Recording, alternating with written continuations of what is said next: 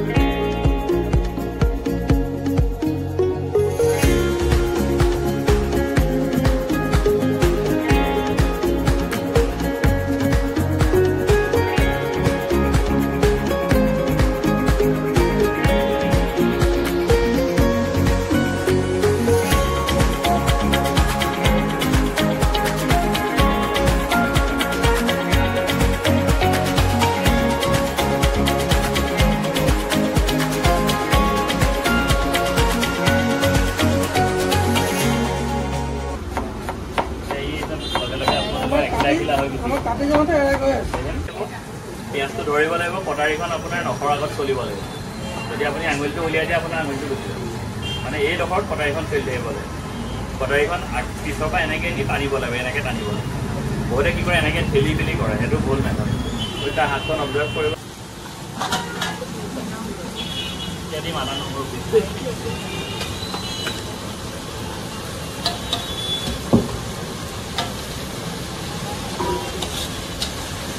বনোৱাৰ প্ৰচেছ এইটো সেইটো গ্ৰেভি প্ৰায় চাউল দিয়ে একদম পিছলা বস্তু এই বস্তুকেইটা বনালে অকণমান মিঠা লাগিলে চেনি অকণমান দিব পাৰে আমাৰ এতিয়া চেনি দিয়া মানে কালাৰটোৰ কাৰণে অকণমান ক্ৰীম এটা দিলে চাব কালাৰটো সলনি হৈ যাব কাঁহী ৰুটিটো চেনি অকণ পকাই বাটাৰ অকণ লগাই দিলে হৈ গৈছিল আজিকালি নহ'ব আজিকালি চেণ্ডউইচ বাৰ্গাৰ বিচাৰে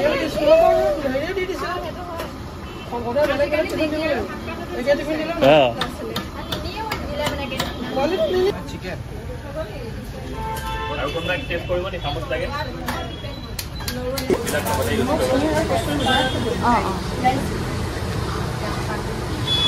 নমস্কাৰ অসমৰ যোৰহাটবাসী আৰু অসমবাসী ৰাইজলৈ আমি নমস্কাৰ জনাইছোঁ আমি আচলতে কুলিনাৰী ক্ৰাফ্ট স্বাদ আৰু ছায়া গ্ৰুপ অফ ইণ্ডাষ্ট্ৰী আমি দুগৰাকী মোৰ ভণ্টি আছে লগত তেওঁলোক দুজনৰ লগত আমি আজি আমাৰ যৌথ প্ৰচেষ্টাত আমি যোৰহাটত আচলতে দুদিনীয়া এটা ফাষ্টফুড কৰ্মশালাৰ আয়োজন কৰিছোঁ তো ইতিমধ্যে শেষ হৈছে যোৱাকালিও আছিলে আজিও আছে ইয়াত আমাৰ প্ৰচেষ্টাটো হৈছে একচুৱেলি আমি সমাজৰ যিসকল আপোনাৰ নিবনুৱা যুৱক যুৱতী বা গৃহিণীসকল আছে তেওঁলোকৰ স্বাৱলম্বিতাৰ পথ মুকলি কৰিবৰ বাবে আমি এটা চেষ্টা চলাইছোঁ। যদি আমাৰ ইয়াত শিকি কোনোবাই আগতে নিজৰ কিবা ফাষ্টফুড এখন বা নিজৰ ৰেষ্টুৰেণ্ট হওক বা নিজৰ ক্লাউড কিটচেন হওক কিবা এটা ষ্টাৰ্ট কৰিব পাৰে, তো সেইটো আমাৰ কাৰণে এটা এচিভমেণ্ট বুলি আমি ধৰিম। বাকীখিনি চয়নিকাই আছে, তাই আপোনালোকক সবিশেষ জনাব।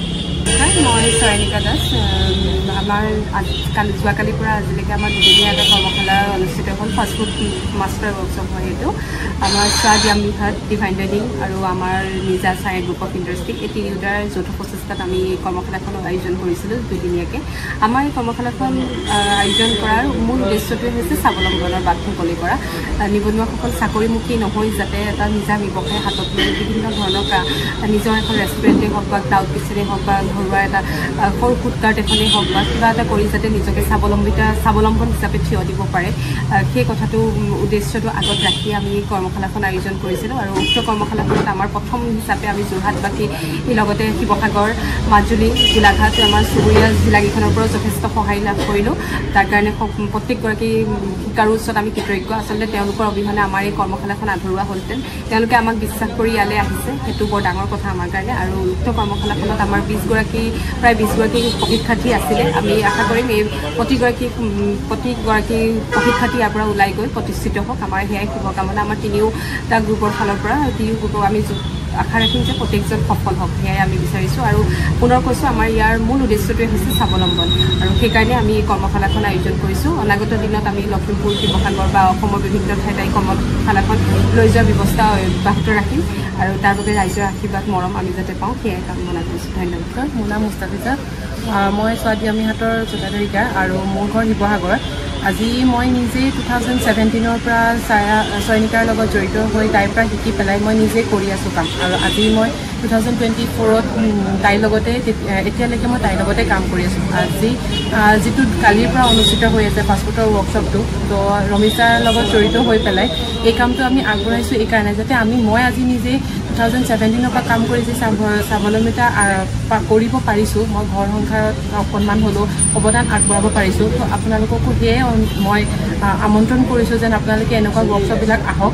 যিসকল ঘৰতে নিবনুৱা বহি আছে তেওঁলোকে যাতে ইয়াৰ পৰা সৰু সুৰাকৈ হ'লেও কাম কৰি পেলাই নিজৰ যি 2 টকা উপাৰ্জন কৰিব পাৰে, ঘৰত অকণমান হ'লেও অৱদান দিব পাৰে, তাৰ কাৰণে আপোনালোকক নিমন্ত্ৰণ জনাইছোঁ।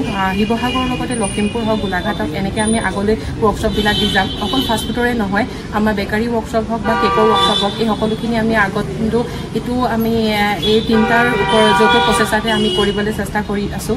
তো আপোনালোকৰ আমাৰ যি অৱযোগিতা লাগে, আমাক আপোনালোক আহক, ইয়াত যোগদান কৰক, আমাক সঁহাৰি জনাওক, তাৰে কামনা কৰিছোঁ। ধন্যবাদ। যোৰহাট নগৰৰ মাজমজিয়াত মুকলি হ'ল অত্যাধুনিক সা সুবিধাযুক্ত বিলাসী অতিথিশালা শ্ৰাংগিল্লা হোমষ্টে। দৈনন্দিন জীৱনৰ ব্যস্ততাৰ মাজত অকণমান সময় বা এটা ৰাতি এটি শান্তিৰ সেউজীয়া ঘৰুৱা পৰিৱেশত নিজৰ প্ৰিয়জন অথবা পৰিয়ালৰ লগত কটাব বিচাৰিছে নেকি আপুনি? তেনেহলে আহক শ্ৰাংগিল্লা হোমষ্টেলৈ। শ্ৰাংগিল্লা হোমষ্টে পৰিয়ালৰ পৰা আপোনালৈ আন্তৰিক স্বাগতম। হয়, এটা অসমীয়া ঘৰুৱা পৰিৱেশৰ লগতে আপোনালোকে ইয়াত লাভ কৰিব শ্ৰাংগিল্লা পৰিয়ালৰ উষ্ম আতিথ্য আৰু অসমীয়া থলুৱা খাদ্য সম্ভাৰ। তদুপৰি আমাৰ ইয়াতে আছে আহল বহল আৰামদায়ক অধিক সুবিধাযুক্ত শীততাপ নিয়ন্ত্ৰিত কোঠা, 24 ঘণ্টাই বিজুলী সৰবৰাহৰ লগতে জেনেৰেটৰৰ সুবিধা আৰু শক্তিশালী চিচি কেমেৰাৰ ব্যৱস্থা,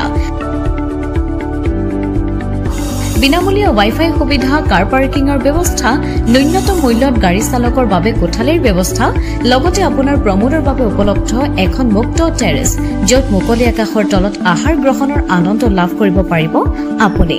আপোনাৰ বাবে এটি সুখবৰ, আমি প্ৰথম 20 জন গ্ৰাহকলৈ আগবঢ়াইছো 30% ৰেহাই মূল্যত অত্যাধুনিক কোঠালি। 3 জনৰ বাবে উপলব্ধ কোঠা 3000, কিন্তু বৰ্তমানৰ মূল্য 2100 টকা প্ৰতি নিশা। 2 জনৰ বাবে উপলব্ধ কোঠা 2500 টকা, কিন্তু বৰ্তমানৰ মূল্য 1750 টকা প্ৰতি নিশা। তেনেহলে পলম নকৰি এতিয়াই আমাৰ শ্ৰাংগিল্লা হোমষ্টেলৈ আহিব পাৰে। আপোনাক স্বাগতম জনোৱা হৈছে আমাৰ পৰিয়ালৰ তৰফৰ পৰা। অধিক জানিবৰ বাবে আমাৰ যোগাযোগ নম্বৰত যোগাযোগ কৰক। আমাৰ ঠিকনা DCB ৰোড, হেমবৰুৱা পথ, তৰাজান কাকতি গাঁও, যোৰহাট।